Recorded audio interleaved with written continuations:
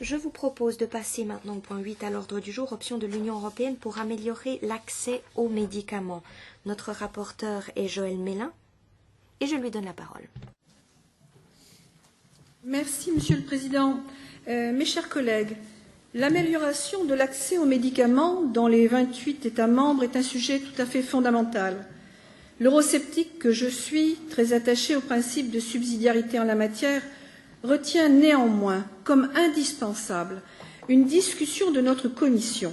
L'égale distribution du médicament en Europe est un gage d'équilibre sanitaire et social, tout particulièrement sur le versant préventif et de santé publique. Plusieurs points me semblent importants. Sur la forme, il s'agit d'un sujet complexe et par essence multifactoriel, de la recherche et production industrielle à la prescription, au suivi des effets secondaires et du service médical rendu, du prix du médicament, des systèmes de protection sociale. Je forme donc le souhait que les propositions issues de nos travaux soient les plus simples et les plus claires possibles, totalement allégées de considérations, et il faut peut-être leur donner leur nom, misérabilistes ou sexistes, qui alourdissent jusqu'à les dénaturer,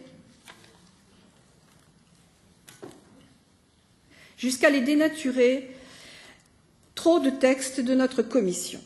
Face à la maladie, il n'y a que deux catégories, les biens et les mal portants, quelles que soient leurs caractéristiques, toutes très respectables.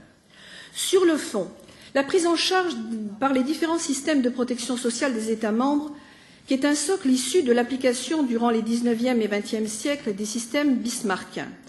Ils ont été portés par la sidérurgie, puis par la chimie au sens large, agro- et pétrochimie, chimie du vêtement, du bâtiment, des cosmétiques et du médicament. Aujourd'hui, il existe de très franches différences de prise en charge selon les États membres, même si tous incluent des critères sociaux au remboursement.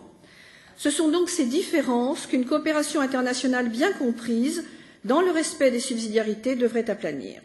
Le financement de ces systèmes, ensuite, a été quasi exclusivement fondé sur l'emploi jusqu'à ce jour. Il a donc été mis à mal par la succession de crises récurrentes, de politiques de l'emploi inadaptées, de stagnation décisionnelle de certains pays, et il faut bien le dire, surtout de l'Europe, d'un euro trop longtemps trop fort, du vieillissement de la population. C'est donc enfin une vraie politique de l'emploi qu'il faut induire, en libérant les entreprises des contraintes normatives, et la prospérité sera sans doute à la clé, parallèlement à l'instauration d'autres sources de financement de la protection sociale. Autre point, on l'a évoqué tout à l'heure avec la robotique, l'extraordinaire mutation des techniques de soins, qu'ils soient préventifs ou thérapeutiques. Peu à peu, le médicament sera remplacé par des biotechnologies sophistiquées que l'industrie chimique, et c'est déjà le cas, en partenariat avec les majors de l'industrie numérique, met en place automédication, autocontrôle, court-circuitant, médecins, biologistes et pharmaciens d'officine. Cette évolution délicate pourra-t-elle assurer l'égal accès aux soins tout en assurant la sécurité sanitaire? Précédent point, le prix des innovations. C'est le moment pour chaque État membre d'anticiper des règles claires. Les prix devraient être le juste équilibre entre les intérêts des industriels, des distributeurs, des usagers et des systèmes sociaux par l'économie engendrée. Ainsi, dans le cas du Solvadi, le curateur de l'hépatite, il est aujourd'hui, au coût de 40 à 65 000 euros, difficile à supporter dans l'absolu, comme rapporté au nombre de malades. Mais combien de vies personnelles, professionnelles, familiales retrouvées sans traitement coûteux, sans arrêt de travail, invalidité ou grève du foie? Il faudra donc continuer de permettre un débat solide dans les États membres avec les industriels.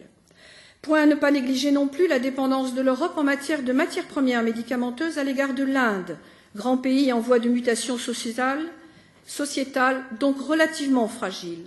Il conviendra par sécurité de favoriser la fabrication du médicament en Europe. Enfin, la formation des prescripteurs, des usagers à la thérapeutique, pour qu'ils réapprennent la juste place entre les pharmacopées naturelles ancestrales, le plus souvent d'ailleurs d'origine végétale, et les moyens sophistiqués d'aujourd'hui. Ces quelques pistes seront, je l'espère et fermement, complétées lors de nos discussions que je souhaite, je le redis, constructives et dénuées d'a priori politiques contre-productifs. Je vous remercie. Merci beaucoup et je donne la parole à notre rapporteur. Oui, merci, Monsieur le Président. Merci à tous nos collègues qui se sont impliqués dans ce dossier très important.